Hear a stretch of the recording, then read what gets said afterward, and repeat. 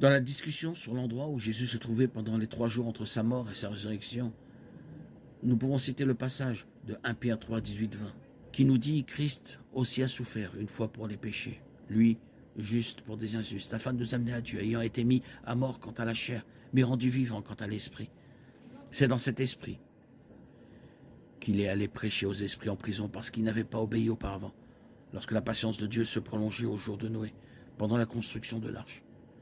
Certains pensent que Jésus, quelque part entre sa mort et sa résurrection, est allé prêcher à Dieu.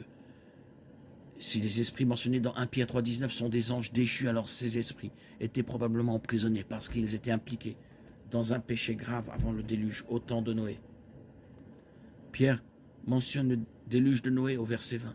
Pierre ne dit pas ce que Jésus a proclamé aux esprits emprisonnés, mais ça ne pouvait pas être un message de rédemption, puisque les anges ne peuvent pas être sauvés.